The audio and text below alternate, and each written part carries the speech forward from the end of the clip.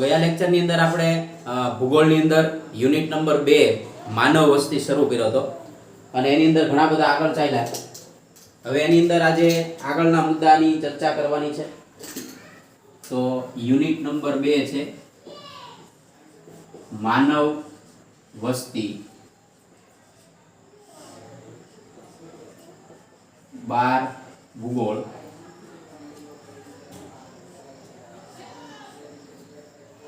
હવે સમજો, હવે આપણો જે મુદ્દો લાસ્ટ ટાઈમ જે લેક્ચરની અંદર ચાલ્યો હતો એનાથી થોડાક આગળ જઈએ તો હવેનો આપણો જે મુદ્દો છે એ છે આપણું વ્યાવસાયિક માળખું. બરાબર? તો હવે જો, તો આમાં છે ને એક જ બાબત યાદ રાખવાની કે ભાઈ ભારતીય વ્યાવસાયિક માળખું છે એ વ્યાવસાયિક માળખાની અંદર ગ્રામીણ ક્ષેત્રોની અંદર સ્ત્રીઓ જે છે એ ખેતી સાથે સૌથી વધુ જોડાયેલી છે અને પુરુષોનું પ્રમાણ પણ એટલું છે, પણ સૌથી વધુ સ્ત્રીઓ છે. સાથે સાથે આમ જોઈએ સરેરાશ ભારત લેવલે તો સરેરાશ આપણને નીકળતા બહાર આવે છે એવી કે ભાઈ જે સરેરાશ છે એમાં પુરુષોનું પ્રમાણ છે એ વધુ છે. તો વ્યાવસાયિક માળખું છે એમાં ભારતના વ્યાવસાયિક માળખામાં કઈ કઈ બાબતોનો સમાવેશ થાય તો એક વસ્તુ યાદ રાખી લેજો. તો ભારતના વ્યાવસાયિક માળખામાં ખેતી આ પહેલો વ્યવસાય આવશે વ્યાવસાયિક માળખાની અંદર. પછી ખેતમજૂર. તો ભારતનું જે વ્યાવસાયિક માળખું છે, વ્યાવસાયિક માળખું એટલે શું તો કે ભાઈ ભારત જે છે એ ભારતના જે લોકો છે એ લોકો કયા વ્યવસાય સાથે જોડાયેલા છે. તો આપણે બધા જાણીએ છીએ કે મોટા ભાગે ભારતનો જે મુખ્ય વ્યવસાય છે એ ખેતી છે અને ખેતી સાથે જોડાયેલી અન્ય બાબતો. તો જ્યારે ખેતી સાથે જોડાયેલા હોય તો એના વ્યાવસાયિક માળખામાં ખેતીની પ્રધાનતા હશે, સાથે સાથે ખેતી સાથે જોડાયેલા અન્ય વ્યવસાયો પણ હશે. રાઈટ? હવે મહત્વનો મુદ્દો છે નેક્સ્ટ મુદ્દો. તો એની અંદર જોઈએ તો વંશીય માળખું. બરાબર? વસ્તીનું વંશીય માળખું. ચાલો, આ આપણો પોઈન્ટ છે વસ્તીનું વંશીય માળખું. રાઈટ? તો હવે બે ત્રણ બાબતોની આમાં જોઈએ. તો અહીંયા ઘણા બધા જે નૃવંશ શાસ્ત્રીઓ છે કે જેમણે ઘણી બધી પ્રજાતિઓ અને જાતિઓનો અભ્યાસ કરેલો છે. હવે જાણીએ પહેલા પ્રજાતિ ને જાતિ વચ્ચેના ભેદભાવ. તો જાતિ એટલે મુખ્ય બાબત એ થાય કે જેમ કે કોઈ પ્રાણી છે તો પ્રાણીનું વર્ગીકરણ, જેમ કે ચાર્લ્સ ડાર્વિને ઘણા બધા પ્રાણીના ક્ષેત્રના કે માનવીઓને ઓળખવા માટેના અલગ અલગ વર્ગીકરણો આપેલા છે. હવે જો એની ચર્ચા કરીએ વિશેષતઃ તો આપણે બધા જાણીએ છીએ કે ભાઈ માનવ જે છે તો માનવીની પણ ઘણી બધી જાતિ જોવા મળે છે. બરાબર છે? અને ઘણી વખત અલગ અલગ જાતિ જે મળે છે એમાંથી અલગ અલગ પ્રજાતિઓનો જન્મ થતો હોય છે. જેમ કે ચાલો આ નાના અમથા ઉદાહરણથી સમજીએ. જેમ કે કોઈ ઘઉં છે તો ઘઉંની અંદર મુખ્ય જે છે આપણે અનાજ તરીકે ઓળખીએ છીએ ઘઉં. હવે ઈ ઘઉંની અંદર ઘણા બધા પ્રકારો હોય. એવી જ રીતે આપણે વાત કરીએ હિન્દુ ધર્મ, તો ધર્મ એક હિન્દુ છે અને એની અંદર અલગ અલગ જ્ઞાતિઓ આવતી હોય. બરાબર છે? અલગ અલગ એની અંદર પેટા જ્ઞાતિઓ આવતી હોય. તો બધી એને આપણે એમ કહી શકીએ એની પેટા જ્ઞાતિ છે, પણ મુખ્ય ધર્મ શું છે તો કે હિન્દુ. એમ જાતિ છે ને મુખ્ય છે અને પ્રજાતિ જે છે એના ઓલાથી છે એ બનતી હોય છે. તો એ રીતે જોઈએ આપણે તો વસ્તીનું જે વંશીય માળખું છે એની અંદર એક પોઈન્ટ એવો આવે છે મિત્રો, એવું કહેવાય છે ઘણા બધા જે ઇતિહાસકારો છે, નૃવંશ શાસ્ત્રીઓ છે, એમણે એક બાબત સ્પષ્ટ કરી છે કે ભાઈ જે પ્રથમ માનવી છે એ ક્યાં ઉદ્ભવ્યો હતો. તો પ્રથમ માનવી છે એ આફ્રિકા ખંડની અંદર ઉદ્ભવેલો. બરાબર?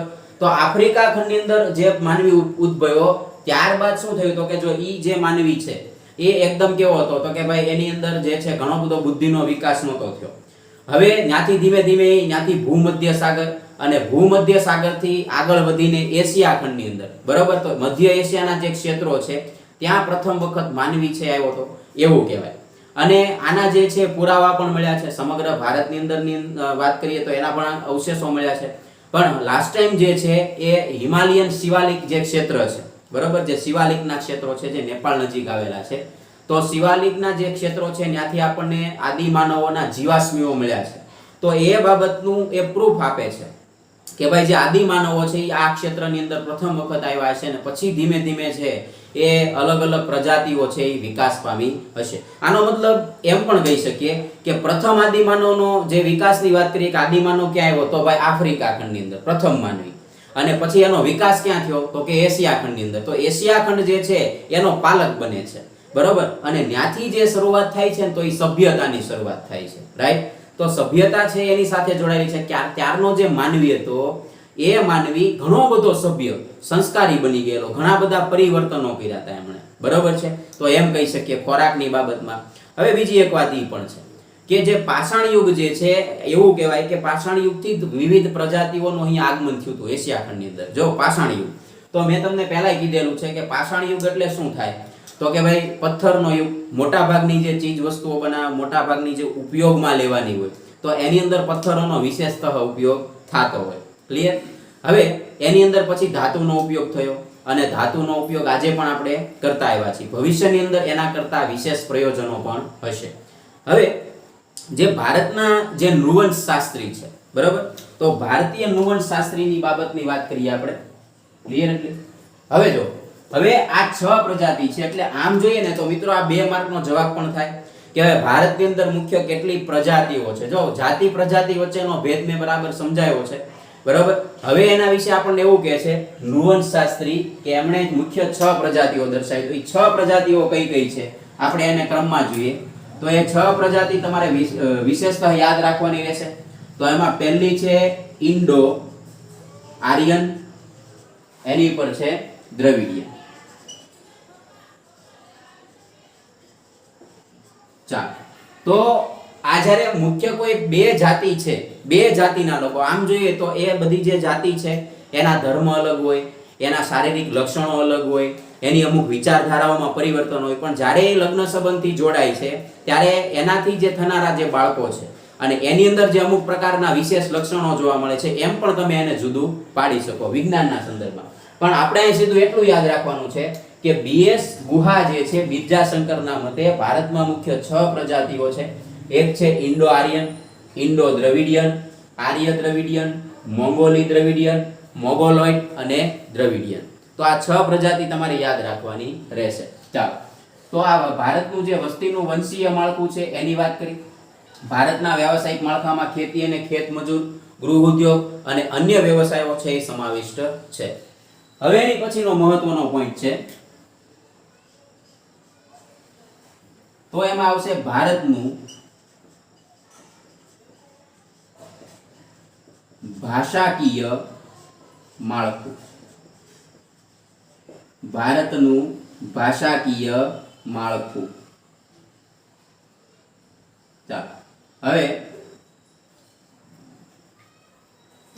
ભારતનું જે ભાષાકીય માળખું છે એ કેવી રીતે, કારણ કે જો માનવ વસ્તી પર આધાર રાખે છે તો એની અંદર એક પોઈન્ટ આપણને એવો સમજાવવામાં આવે છે કે જ્યારે ઈસવીસન 1961 ની વસ્તી ગણતરી થઈ, ઈસવીસન 1961 ની વસ્તી ગણતરીના અહેવાલ મુજબ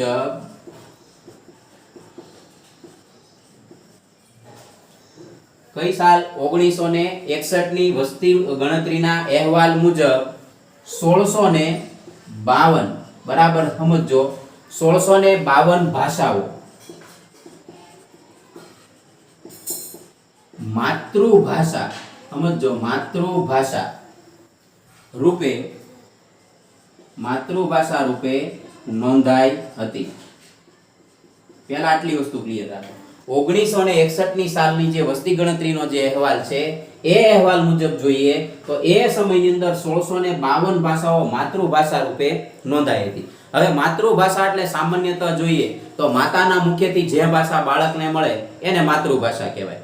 અને બાળકને મોટા ભાગે એટલી વસ્તુ યાદ રાખજો કે માતૃભાષામાં શિક્ષણ આપવું એ વધારે યોગ્ય છે.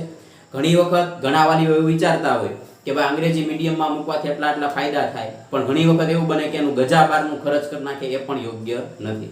એટલે માતૃભાષાનું એટલું વિશેષ મહત્વ છે. તો 1652 માતૃભાષાઓ ઈ વખતે જે છે એ બોલાણી હતી, જેમાંથી યાદ રાખજો,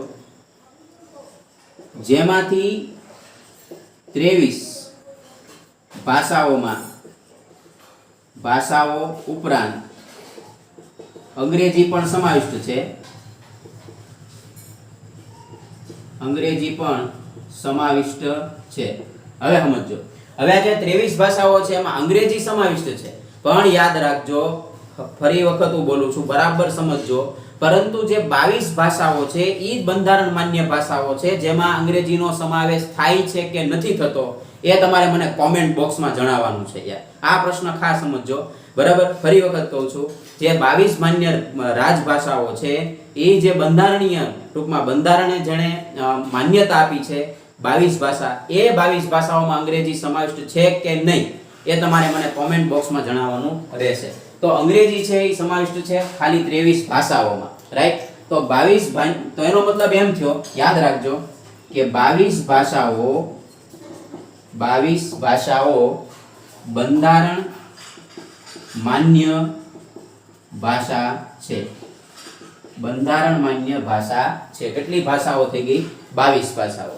ચાલો હવે ભારતના સંદર્ભમાં જોઈએ તો આપણે બધાને ખબર છે કે ભારતની રાષ્ટ્રીય ભાષા કઈ છે? હિન્દી છે. તો એનો મતલબ એમ થયો કે રાષ્ટ્રભાષા જ્યારે કોઈ દેશની હોય તો સીધી વસ્તુ છે કે વધારે જ બોલાતી હોય, કોઈ પણ નાનો દેશ હોય, મોટો દેશ હોય, કોઈ પણ. હવે તો એનો મતલબ એમ થયો કે હિન્દી છે એ ભારતની અંદર સૌથી વધારે બોલાય છે, પણ એનો મતલબ એમ નહીં કે વિશ્વની અંદર પ્રથમ ક્રમે આવે છે, બરાબર. પણ આપણે એવું યાદ રાખવાનું છે કે ભારતની અંદર હિન્દી સૌથી વધારે બોલાય છે, અને ગુજરાતી જે બોલનારાનું પ્રમાણ છે તો ગુજરાતી બોલનારાનું પ્રમાણ 4.48% થાય, બરાબર. 4.48% લોકો જે છે એ બોલે છે, અને ભારતના સંદર્ભમાં જોઈએ તો દેશમાં 7મા ક્રમે આવશે, બરાબર. ચાલો જો, તો હિન્દી ભાષા ભારતમાં સૌથી વધુ બોલાય છે, જ્યારે ગુજરાતી ભાષા બોલનારાનું પ્રમાણ, જ્યારે ગુજરાતી ભાષા બોલનારાનું પ્રમાણ 4.48% છે, જે દેશમાં, સમજો, જે દેશમાં 7મા ક્રમે આવે છે, જે દેશમાં 7મા ક્રમે છે. જો આ વાત જે થઈ ભારતના ભાષાકીય માળખાની અંદર, એની અંદર હિન્દી પ્રથમ છે, અને દેશ લેવલે જોઈએ તો ગુજરાતી 7મા ક્રમે છે. હવે બરાબર સમજો, હવે અહીંયા આપણે વિશ્વ સાથે સંકલનની વાત આવે તો એની અંદર એક પોઈન્ટ અહીંયા મને ઉમેરવાનું મન થાય છે, જે એમાં જ આપેલો છે. અહીંયા એવું કહે છે કે વિશ્વમાં સૌથી વધુ બોલાતી ભાષા, બરાબર સમજો, યાદ રાખજો મિત્રો, વિશ્વમાં સૌથી વધુ બોલાતી ભાષા. હવે જો સૌથી વધારે બોલાતી ભાષા તો અલગ જ છે, ઘણા બધા વિદ્યાર્થીઓ એ ભાષા બોલતા હોય છે, પણ સૌથી વધુ જે બોલાતી ભાષા છે એ ભાષા કઈ છે? તો ચાઇનીઝ મેન્ડોરિયન.